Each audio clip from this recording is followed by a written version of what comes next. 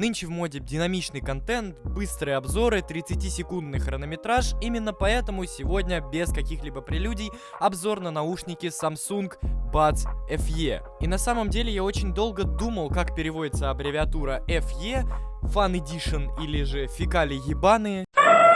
Откровение, я особо не слежу за миром технологий, тем более за наушниками, но этих красавцев я присмотрел еще давно. И когда их только представили, я думал, что это будут максимально амебные и ненужные наушники. Что-то между Buds 2 и Buds 2 Pro, как будто бы ни рыба, ни мясо, и нафиг они на рынке не нужны. Но это всего лишь разграничение, которое вообще не играет никакой роли, и если обходить его стороной, то эти наушники не то что имеют право продаваться, так они еще являются, по моему мнению, одним из самых лучших решений за $100. Давайте сразу расставлю все точки над «и» для особо торопящихся. Наушники звучат ну просто великолепно за свою цену, у них неплохой шумодав и хороший режим прозрачности. Они компактные, приятные, не выпадают из моих ушей и в целом оправдывают свою цену. Если ваш бюджет останавливается примерно на $100, то стоит рассмотреть их к покупке. Ну и первым минусом являются магниты в кейсе.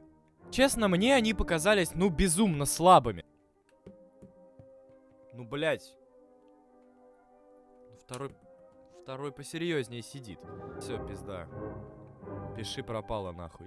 Конечно, нужно очень сильно постараться, чтобы наушники выпали из кейса, но тут даже дело не в этом.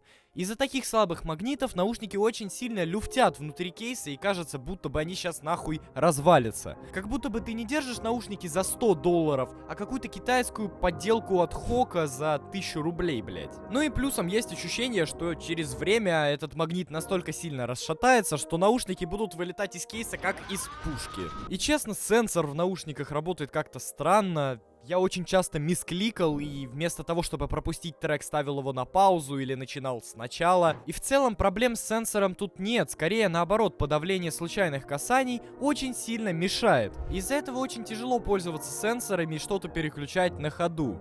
И если быть честным, к этому моменту все минусы этих наушников закончились. Ну и первым, наверное, самым существенным плюсом является то, что это не Apple.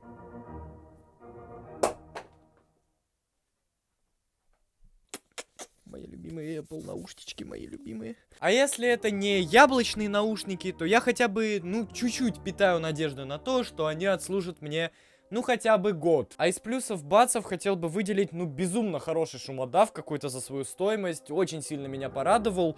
Я тестировал его в метро на оживленных улицах и нигде практически ничего не слышал, даже без включенной музыки. Про качество звука я ничего говорить не буду, оно очень хорошее, настолько хорошее, что лично мне очень тяжело слезть с наушников, в которых я привык слушать музыку. К примеру, в моем случае это наушники JBL.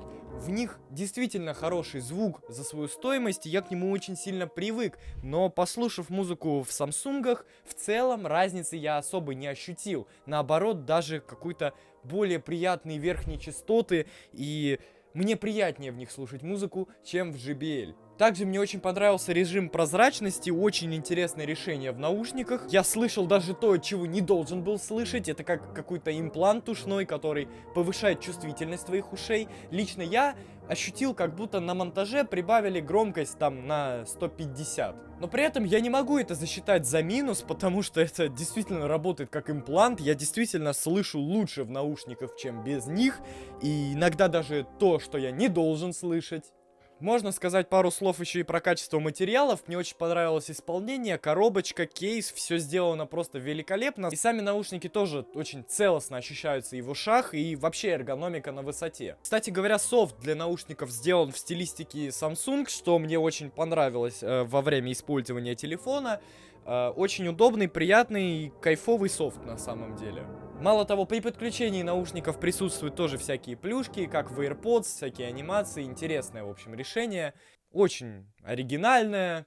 Я считаю, что их стоит брать, если вам не хватает бюджета до Buds 2 Pro, и при этом вы не хотите Buds 2. На самом деле, любое решение будет лучше, чем купить Apple'овские наушники за 13 000 рублей из 2017 года.